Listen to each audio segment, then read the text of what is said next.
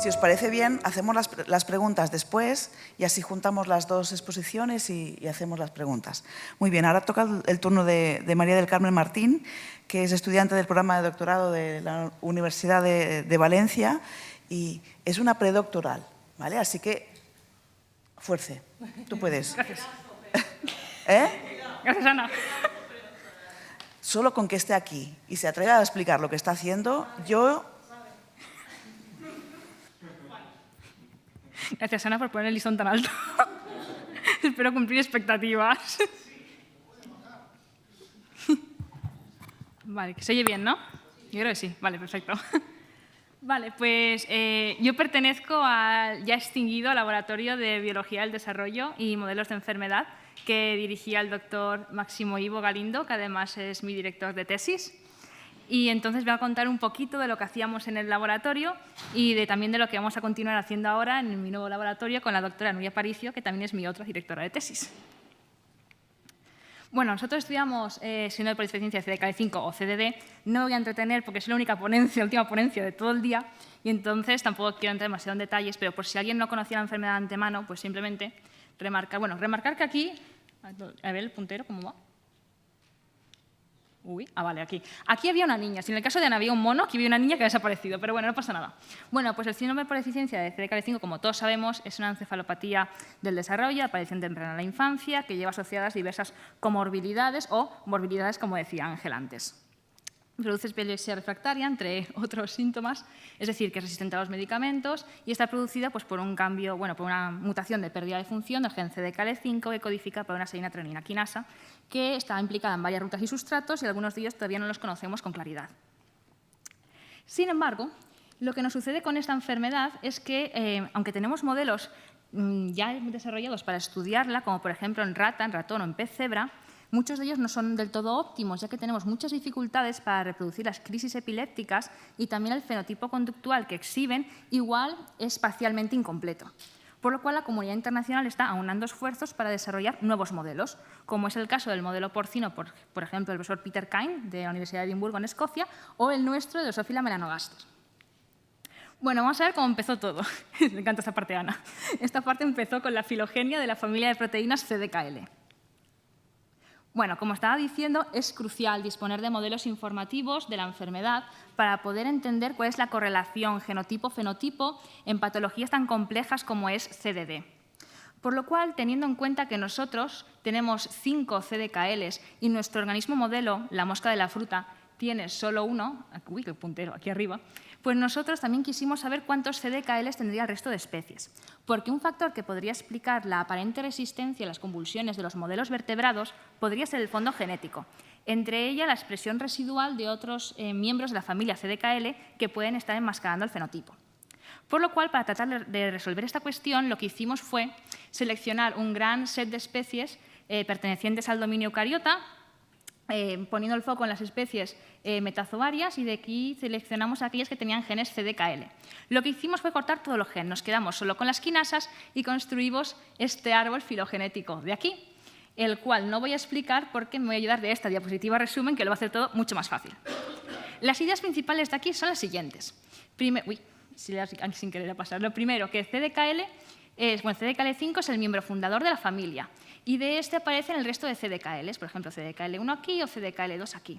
Además, podemos ver que las CDKLs están distribuidas por todos los grupos del dominio eucariota, pero no están presentes en las plantas verdes, ni en Filasterea, ni en algunas levaduras.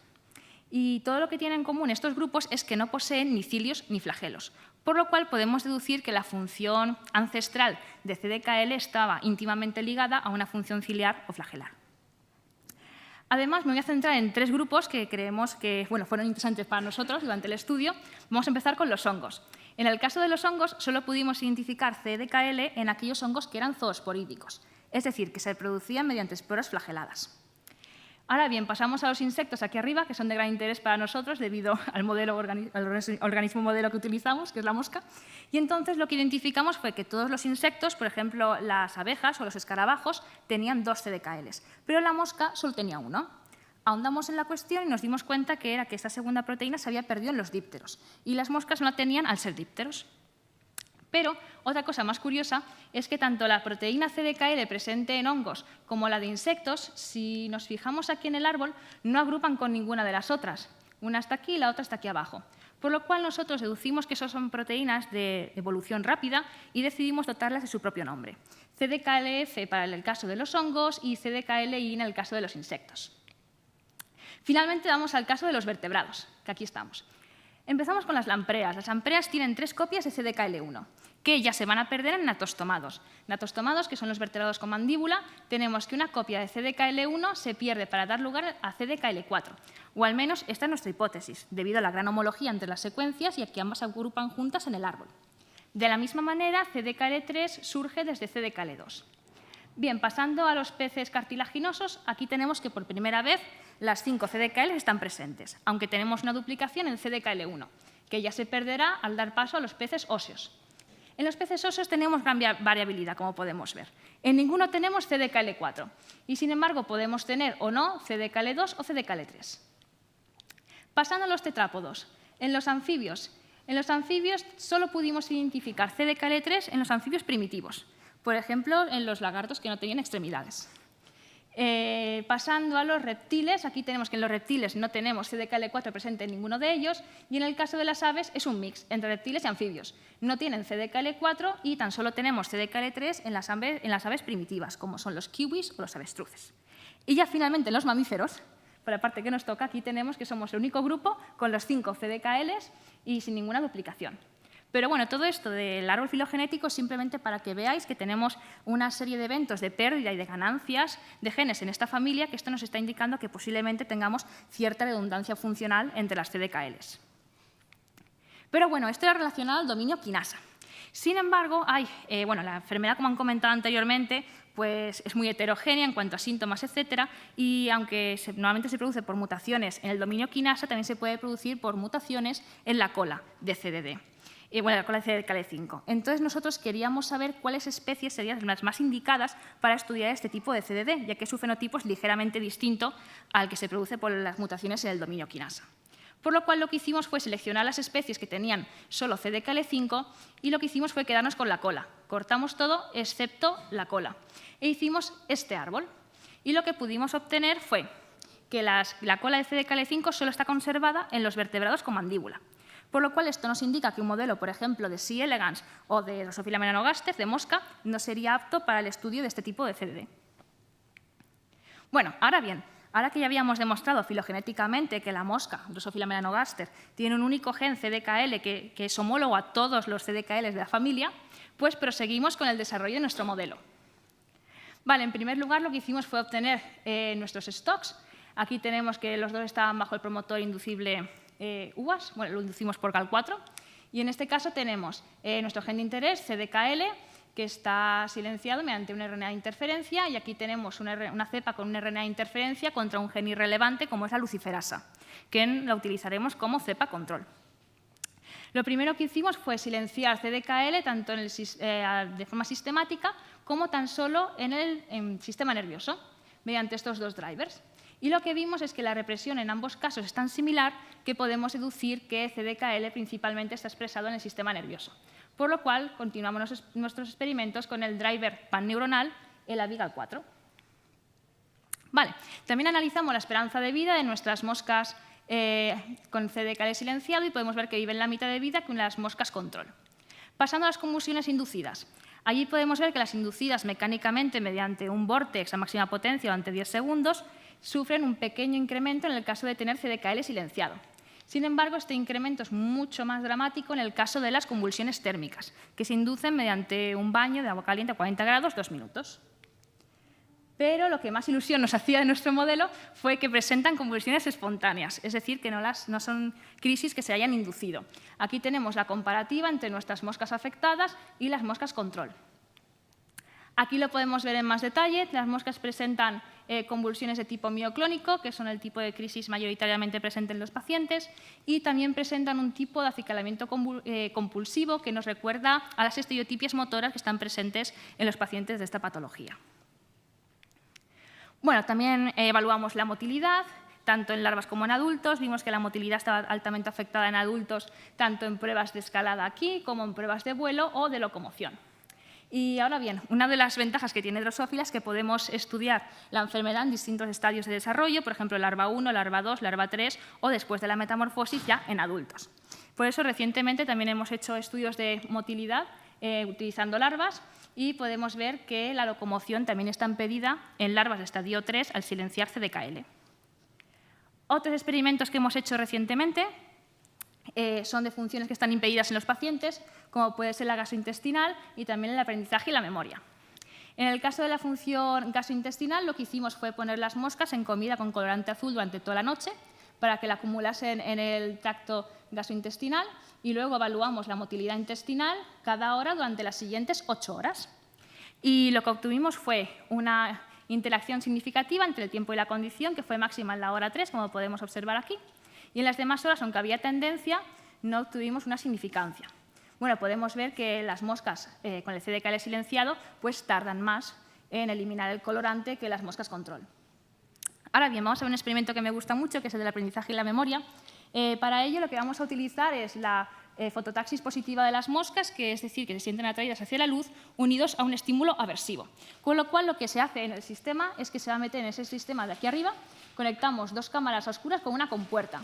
Nosotros bajamos la compuerta e iluminamos uno de los tubos, con lo cual la mosca se siente atraída y pasa. En el ensayo, ¿qué se hace? Pues se pone en la zona que va a ser iluminada un estímulo aversivo, como es un papel impregnado con quinina, que las moscas detestan porque es muy amarga. Entonces, lo que queremos enseñar a las moscas es que, aunque pasen hacia la luz, tan solo obtendrán el estímulo de la quinina. Posteriormente, después del entrenamiento, pasamos a la fase de ensayo, en la cual queremos evaluar si pasan o no al lado iluminado, es decir, si han aprendido o no. Por lo cual, aquí podemos, en el porcentaje de si pasan o no a la otra parte, podemos ver que las moscas control aprenden mucho mejor que las moscas con CDKL silenciado, ya que el número de veces que pasan a la parte iluminada es menor, significantemente menor que en el caso de las moscas experimentales. También quisimos evaluar la memoria a corto plazo, y lo que hacemos es con las moscas que ya hemos entrenado y hemos ensayado, se pasan a un tubo vacío donde están 6 horas y las volvemos a evaluar al cabo de 6 horas. Y entonces aquí tenemos un indicativo de la memoria. Y bueno, mencionar aquí que pasamos de la fase de habituación a la fase de ensayo. Aquí ya no tenemos entrenamiento porque se supone que ya tienen que haber aprendido. Simplemente tienen que recordarlo. Eso es la definición de memoria. Entonces aquí tenemos que, en el caso de la memoria, también tenemos que las moscas control pasan mucho menos, el porcentaje de paso a la parte iluminada es mucho menor que en el caso de las moscas con el CDKL silenciado. Por lo cual podemos deducir que concluir que tanto la función gastrointestinal como el aprendizaje y la memoria están impedidos o disminuidos en las moscas con CDKL silenciado.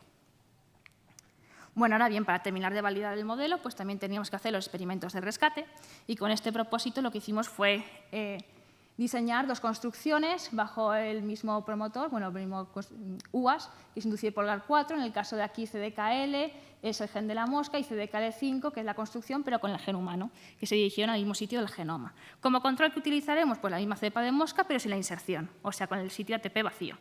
Es muy importante mencionar que en este caso no vamos a utilizar moscas que tengan CDKL silenciado, es decir, todas van a expresar su propio CDKL endógeno, por lo cual, en el caso de la barrita naranja, que tendremos una sobreexpresión de CDKL. Y en el caso de la barrita aquí en verde, tendremos la coexpresión tanto de CDKL como del CDKL5 humano. Lo primero que hicimos fue comprobar que podían expresarse. Entonces, como era esperado, en el caso de la sobreexpresión de CDKL, pues tenemos una expresión que es más o menos el doble de lo que tendría una mosca control. Y en el caso de las moscas que coexpresan tanto CDKL como CDKL5, la verdad es que fue una sorpresa, porque lo que obtuvimos fueron unos resultados de transcritos de CDKL que son mucho menores que en el caso del control. Por lo cual podemos ver que la expresión de CDKL está sujeta a un bucle de retroalimentación negativa. Es decir, que una función excesiva del gen regula a la baja la expresión génica. Ahora bien, también teníamos que comprobar que estas construcciones no tuviesen un efecto detrimental sobre el fenotipo, ni el motor ni el epiléptico. Con lo cual, lo que hicimos fue hacer las pruebas de escalada, en el cual efectivamente no teníamos ningún efecto. Y respecto al fenotipo epiléptico, podemos ver un pequeño incremento de las crisis en el caso de la construcción con CDKL5, es decir, con el gen humano, pero este incremento de 0,2 es insignificante para nosotros, comparado con el número de crisis que tiene una mosca si le silencias el CDKL. Además, pasando a las convulsiones térmicas y mecánicas, en ninguno de estos casos las moscas con el CDKL5 humano tuvieron ningún efecto detrimental sobre el fenotipo. Sin embargo, si miramos en el caso de las moscas que sobreexpresan CDKL, podemos ver un pequeño incremento aquí de las crisis al ser inducidas térmicamente y también al ser inducidas mecánicamente. Es pequeño, pero significativo. Esto nos puede llevar a pensar que CDKL, al igual que CDKL5 en humanos, es un gen sensible a la dosis. Bueno, ahora que ya habíamos comprobado que las construcciones podían expresarse y que no tenían un efecto fenotípico significativo, pues ya procedemos a los experimentos de rescate, para lo cual tenemos 4 construcciones. La que funcionará como control, aquí arriba, del RNAi silenciando el gen irrelevante, que es la luciferasa, nuestras moscas con el CDKL silenciado, las moscas rescatadas con el CDKL de la mosca y las moscas rescatadas con el CDKL5 humano. En primer lugar, comprobamos la expresión y vemos que las moscas rescatadas con el gen de Drosophila pues son capaces de restablecer los niveles de CDKL, exactamente igual que tienen el control. Y en el caso de las moscas rescatadas con el CDKL5 humano, vemos que su nivel de CDKL se mantiene al mismo nivel que en el caso de las moscas silenciadas, lo cual nos indica que cualquier efecto que veamos a partir de ahora es por el efecto del gen humano y no porque el gen de la mosca esté interaccionando de ninguna de las maneras. En el caso del fenotipo motor que evaluamos, vemos que ambas construcciones son capaces de rescatar, igual que pasa en el fenotipo epiléptico, en el caso de las convulsiones espontáneas y en el caso de las convulsiones mecánicas. Sin embargo, fijándonos en las convulsiones térmicas aquí, vemos que en el caso de las moscas rescatadas con el gen Drosophila, el rescate es mucho mejor que en el caso de las moscas rescatadas con el CDKL5 humano. Nosotros hipotetizamos que puede ser debido a la larga cola que está presente en CDKL5 y que no está presente en CDKL. Bueno, pero está todo hablando de utilizar un driver panneuronal, es decir, de silenciar CDKL en el conjunto total de las neuronas. Sin embargo, debido a modelos como el murino, sabemos que CDKL está mayormente expresado en neuronas GABAérgicas o glutamatérgicas, por lo cual nosotros también quisimos saber qué pasaba en nuestro modelo al silenciar CDKL de manera específica en los distintos tipos neuronales. Por lo cual comenzamos silenciando CDKL en las células gliales y en las neuronas otonoérgicas. Y aquí no obtuvimos ningún resultado significativo, como podemos ver. Pero sí que obtuvimos resultados interesantes en el caso de silenciar CDKL en las neuronas octopaminérgicas, que son aquellas que se encargan, por ejemplo, de comportamientos como la agresión o el sueño. Aquí podemos ver que el silenciamiento de CDKL pues, tiene un efecto detrimental sobre tanto las convulsiones inducidas térmicamente como mecánicamente y también en el fenotipo motor, que está aquí detrás. Vale, aquí tenemos resultados más interesantes, cuando silenciamos CDKL de manera específica en neuronas dopaminérgicas, GABAérgicas y glutamatérgicas. Tenemos que en los 3 casos aumentamos el nivel de convulsiones, siendo el más interesante en el caso de las glutamatérgicas, ya que el orden de convulsión es mucho mayor. Respecto a las convulsiones mecánicas, más o menos van a la par. En los 3 casos tenemos un incremento significativo, más o menos del mismo orden de convulsiones. Y ahora bien, respecto a las crisis espontáneas, esto es súper interesante porque, si os acordáis, la diapositiva anterior tampoco teníamos ningún tipo de crisis espontáneas. Entonces, con esto podemos ver que solo obtenemos este tipo de convulsión si silenciamos CDKL de manera global, es decir, de manera panneuronal, pero silenciando CDKL de forma específica no obtenemos convulsiones espontáneas. Respecto a los experimentos de escalada, podemos tener efectos significativos tanto en las dopaminérgicas como en las glutamatérgicas, siendo en estas últimas donde el efecto sobre la aptitud motora es mayor, como podemos ver. Vale, pero hasta aquí es todo lo que hemos hecho. ¿Pero qué vamos a hacer a partir de ahora? Pues a partir de ahora nos vamos a enfrascar en la búsqueda de genes modificadores, que pueden ser muy útiles como dianas farmacológicas o para identificar biomarcadores. Vale. En este caso, en la búsqueda de modificadores tenemos 2 estrategias, la estrategia dirigida o específica y la estrategia no dirigida o no específica. En el caso de la estrategia dirigida, lo que hacemos es centrarnos en genes que ya se saben o se sospechan que están relacionados con la enfermedad. Y para ello hemos elaborado una lista siguiendo diferentes criterios, como puede ser que sean dianas de fosforilación de CDKL5, proteínas con las que interaccionan o genes cuyas mutaciones ya se sabe que provocan otras encefalopatías epilépticas. Sin embargo, uno de los problemas muy inconvenientes de la terapia, del cribado dirigido de modificadores es que no vamos a poder identificar modificadores genéticos que todavía no se sepa que están relacionados con la enfermedad y también pueden ser muy importantes. Por lo cual vamos a seguir una estrategia no dirigida o no específica, utilizando deficiencias cromosómicas cubriendo todo el genoma de Drosophila. Por lo cual haremos de la siguiente manera. Nosotros lo que haremos será cruzar mi mosca parental a la que le he silenciado CDKL con una mosca a la que le falte, por ejemplo, todo este trozo de cromosoma. En ese trozo de cromosoma pues dará la casualidad de que hay un gen que lo que hace es suprimir el fenotipo. Es decir, obtendré menos convulsiones y mejor aptitud motora. Pero yo no sé qué gen va a ser de todo el trozo al que le quita la mosca. Entonces, ¿qué tendré que hacer? Volver a cruzar mi mosca parental por otras que tengan el mismo trozo, pero en vez de quitar el trozo entero, le voy a quitar trocito a trocito. Si yo cruzo mi mosca a la que le falta el gen por una mosca a la que le falta todo este trocito de aquí, ¿qué obtendré? Obtendré una mosca hija, pero se comportará igual que la mosca a la que le falta CDKL, porque justamente ahí no está el gen, pero yo no sé dónde está. ¿Qué tendré que hacer? Lo mismo con el siguiente trozo, y así sucesivamente hasta llegar al trozo al que le falte el gen. Aquí, cuando lo cruce por este trocito de aquí, yo diré, mira, a mi mosca le falta CDKL y le falta solo este trocito de aquí del cromosoma y veo que mejora, tiene menos convulsiones y mayor aptitud. Así sucesivamente hasta llegar a identificar el gen diana que estaría aquí. Bueno, ¿y qué fenotipos vamos a analizar para estos casos? Pues vamos a utilizar fenotipos robustos, como es en el caso de las convulsiones inducidas térmicamente, y también los fenotipos de motilidad, como puede ser el de escalada. ¿Qué resultados esperamos obtener? Pues en la mayoría de los casos no tenemos ningún efecto sobre el fenotipo, pero en otros muy interesantes de supresión, es decir, el fenotipo pues tendremos menos convulsiones, escalará mejor, mejor motilidad, etc. Y en otros casos también interesantes de potenciación. Obtendré mayores crisis y obtendré también menor escalada, pero también es interesante. Bueno, en resumen, la primera parte de la charla, de la filogenia. Pues lo más importante es que CDKL5 es el miembro de la familia que es más cercano al CDKL ancestral y cuya función estaba ligada antiguamente a una función ciliar o flagelar. También hemos visto que en la familia tenemos episodios de duplicación y pérdida de genes en los cuales nosotros podemos ver que están apuntando a que tienen cierta redundancia funcional. Respecto a la cola, hemos visto que la cola de CDKL5, que no está presente en el resto de CDKLs, tiene una mayor relevancia funcional en los vertebrados con mandíbula. Y ya cuando pasamos al desarrollo de nuestro modelo, vemos que nuestro modelo tiene un fenotipo muy similar al CDD, porque presenta episodios epilépticos mayoritariamente mioclónicos, al igual que en los pacientes, también presenta estereotipias motoras, disfunción motora y gastrointestinal, menor tasa de aprendizaje y memoria, entre otros.